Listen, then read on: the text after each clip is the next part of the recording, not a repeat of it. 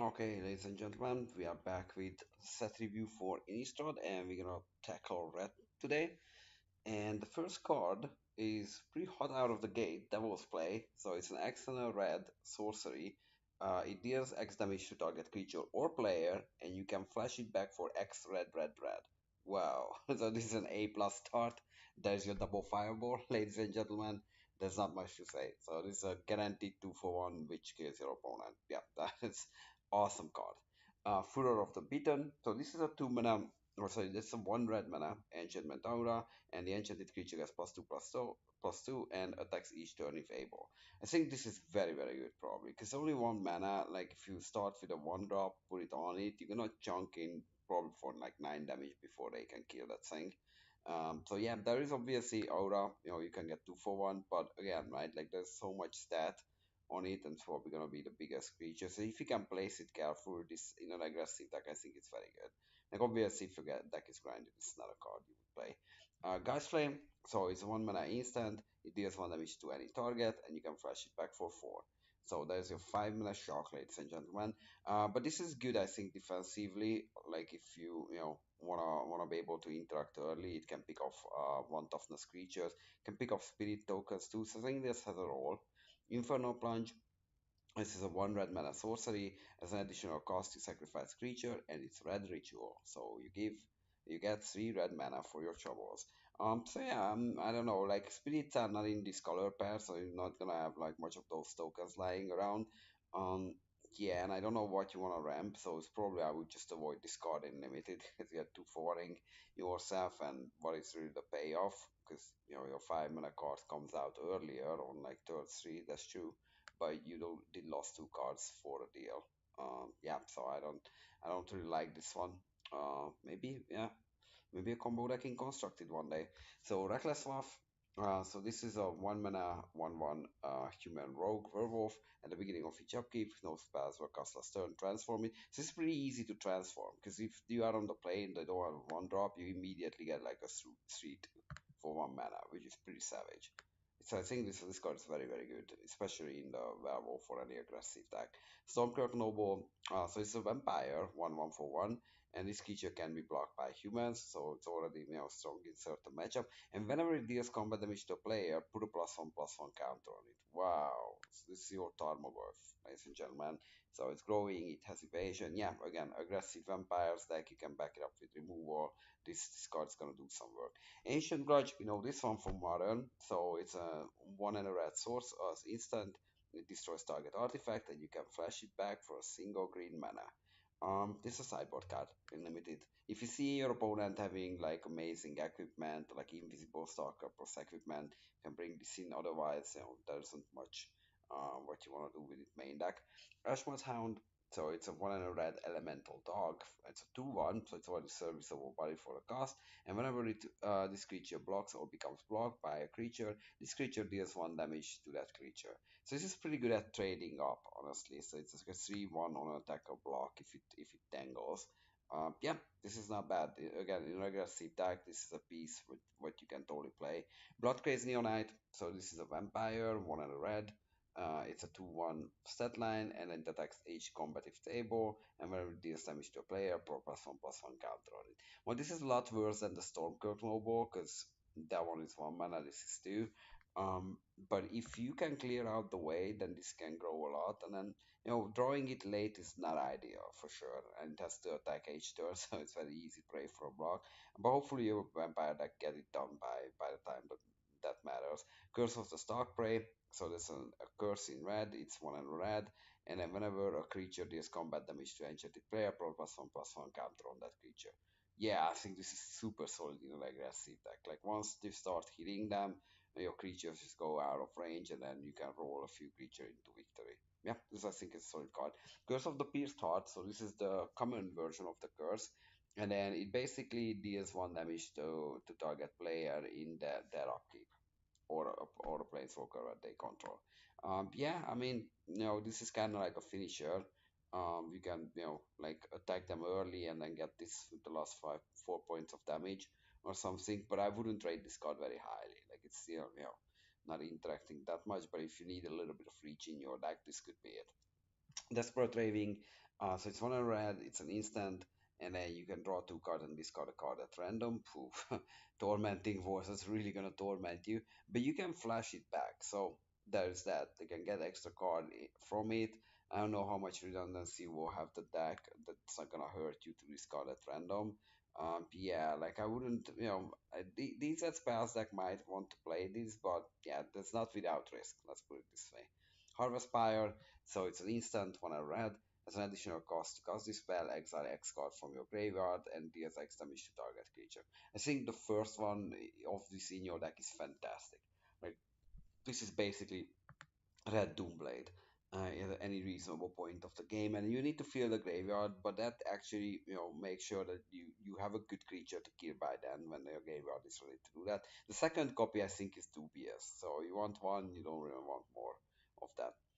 Nightbird Clutches, so it's a sorcery, one and a red. Up to two target creatures can block this turn, and you can flash it back for four. So if you have lethal on the board, and six mana, you can basically make all your creatures unblockable almost in any board state, and just finish the game with that. Vampiric Fury, so it's an instant, one and a red. Vampire creatures control get +2/+0 and gain first strike until end of turn. Ooh, that's a heck of a combat trick. So if you attack with like three creatures, yeah, I don't think they can do any good block. And this is actually very cheap. I think this card is probably very good in the vampire deck. Village Ironsmith, so it's a one and a red human werewolf with first strike. It's a 1/1 at the beginning of your upkeep. Yeah, you transform it if no one casts a spell, and then it becomes a 3/1 with first strike. The 3/1 first striker is not nothing. Like that's very good on block. It's good, decent on attack too. Yeah, I think this card is not bad. Like I'm a fan of this one. Brimstone Volley, so it's a two and a red instant. It deals 3 damage to any target, and it has Morbid. If creature already died this turn, it deals 5 damage instead. Yeah, I mean, it's cheap Lava Axe, and then it's good removal. This card I think is very, very solid. Burning Vengeance, it's 2 and a red for an enchantment. Whenever you cast a spell from your graveyard, this enchantment deals 2 damage to any target. So this is your build around marquee card for the EZ flashback slash spell deck. Like that's what you want. Flashback cards plus this, and it's any target or creature or player, so it doesn't do planeswalkers. But this is very good both controlling the board and finishing the game. So awesome card. Civilized Color, so it's a two and a blue human advisor, and then it's a 0/1, so not an ideal set line. Oh, actually, sorry, this one we have seen already on the set review. But yeah, it flips into a 5/1. Apologize for that. I got tricked by the flip cards in Innistrad. So Crossway Vampire, it's a one red vampire creature, 3/2. When this creature enters, target creature can block this turn. Yeah, I think this is solid. It lets you, it helps your Neonites to get through, get their counters, and it's a good body to tangle with, so it's pretty good. Then we have the Curse of the Nightly Hunt, so this is an uncommon curse, two and a red, and then creatures enchanted player controls attack each combat if able. I think this is very good in an aggressive deck, because like they need to send in your blockers, and you are the person who is basically always ahead on life, especially in the mid game, and then yeah, like they really have a hard time blocking here. So yeah, this card is very good. Ferrari Dwarf, so it's a 1/2 for 3, which is not ideal stat line. It does have trample, and it has like Mega Fire Breathing, so 1 and a red, and this creature has +2/+0 until end of turn. I think this card is secretly actually solid. And a lot of the werewolf payoff also count wolves, so it can go into that deck. And when you have like 8 mana out, you just send this in as a 9/2 with trample. Like, what are they gonna do? Like, throw away their board? This can't just take 9. So yeah, so this card I think has merits. And where Rajkeep, it's a human warrior werewolf defender for 1/5. So what does it flip to if it's not defending the home? It's a 5/5 which attacks every turn if able. Yeah, I mean this is not bad. If your opponent stumbles after your third turn, then yeah, they are in a lot of trouble here. So there you go. Next card is Guessing Wolf. So it's a 3 mana 3/1 wolf again, and then 1 and a red. It can gain first strike until end of turn. Yeah, solid little aggressive creature. Attacks and blocks well with the first strike. Cruin Outlaw. So this is a rare. It's a 3 mana human rogue werewolf. It's 2/2 with first strike. It's already serviceable. And what does it flip into? So it's gonna transform into a 3/3 double striking werewolf. And yeah, and it cannot be blocked except by two or more creatures, aka menace. So yeah, double strike 3/3 menace. Wow, that's quite the card. Yeah, you play this one in your werewolf deck. Rockish Air, so it's a 3 mana vampire, 2/2, and whenever a vampire you control this combat player, put a +1/+1 counter on it. It's kind of like a vampire lord. Yeah, these vampires seem very aggressive. They grow very well when they hit your opponent. If you can back them up with a few removal and get them through, I think those can be a real problem. I can see why the deck is pretty good, little aggressive deck. Riot Devils, so it's a 3 mana 2/3 devil. Well, it doesn't die to, I guess, Drown in Sorrow, which is not in the set, but that's really the only merit of it. There's no Devil Tribal, really. So yeah, it's a weak card. Try to avoid it, but if you're curve missing a 3 drop, I don't know, you might put it in. Rolling Trembler. Oh, there you go. Speaking of Drown in Sorrow, so this is the Innistrad version of it in red. So it's 2 and a red. Rolling Trembler deals 2 damage to each creature without flying, so it doesn't, clear out the spirit tokens, and it has flashback for 6. So technically, if you have 9 mana, you get a pretty decent board wipe. But also, it's good defensively, especially in the spell deck against early aggression. Just clean the board and then try to set up from there. Traitorous Blood, so it's your 3 mana Act of Treason, and that's really what it does, except that it gives the creature trample too. So there you go. Instigator Gang, it's a 4 mana human werewolf. It's a rare and it's 2/3 creature. Attacking creatures you control get +1/+0, and then it transforms into another 5/5 with trample, and the attacking creatures you control get +3/+0. Wow. Yeah, I mean, if this transforms, you're probably gonna win the game. Like, there's not much they can do to take that attack. Past in Flames. So this is modern playable for sure, legacy playable too, and probably at one point was vintage playable. They put it occasionally into commander deck, but for limited purposes, I don't think this is bad actually. So this is a sorcery for 4 mana. Each instant and sorcery card in your graveyard gains flashback on the end of turn. The flashback cost is equal to its mana cost. I think that's the important point. In a lot of cases, we see that the flashback cost is more, so this lets you cheat on mana. It does cost 4, so maybe that's why those Infernal Plunges come into play, that you can get the extra mana from a ritual and then have like a run mana to play around with it, and then this gets you card advantage. Like I see scenarios where you can build around this thing. It's not gonna be easy, but if you can do it, I think it's pretty admirable. Yeah, and Fresh is back itself for 5, so there you go. That's how you win long games. Scourge Dark Cultist, it's a 4 mana, so 2 red human shaman, 2/2, and then you can tap, spend the red and tap, sacrifice creature. This creature deals 2 damage to any target. So yeah, this is the best version of this effect, so you can throw your creatures at their face when they try to remove them. Yeah, pretty solid card, I think. Tormented Pariah, this is a 4 mana human warrior werewolf. At the beginning of each upkeep, yeah, with no spells or cost, it transforms, and it just transforms to 6/4. So get a lot bigger and angrier. Yeah, I mean, it's okay. Like, the set line is not insane for 4 mana. Yeah, maybe this is one of the weaker werewolf. Again, if you have curve considerations, this can feel apart on that curve. Falkenrot Marauders. So this is a 5 mana rare vampire warrior, which is a 2/2. But let's see what else we got here, because it's gonna be something if this is rare. So it has flying and haste, which is already pretty good.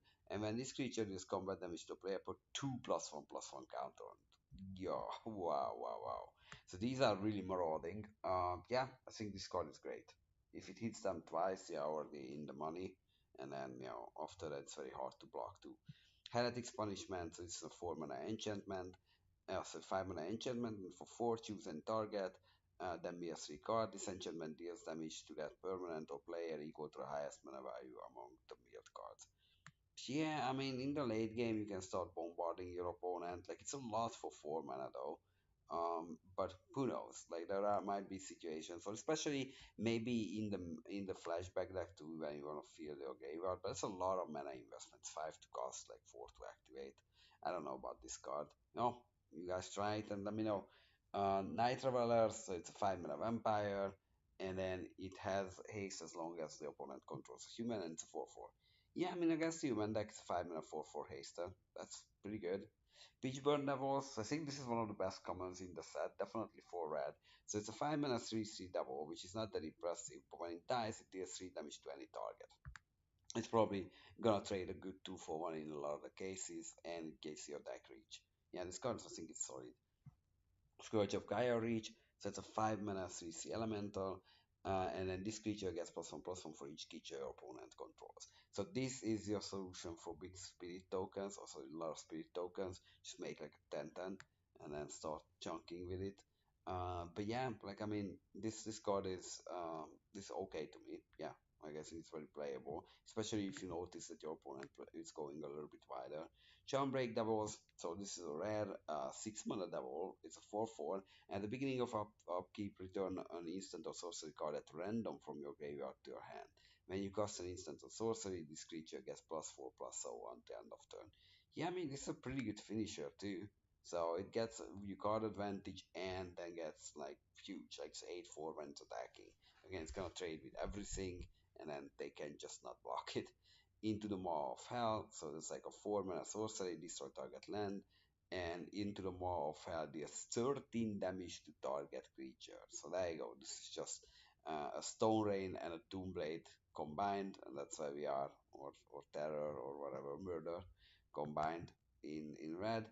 And then we have Rage Thrower, so this is like a 6 mana human shaman, 4/2. And whenever another creature dies, this creature deals 2 damage to target player or planeswalker. Okay, that's pretty good.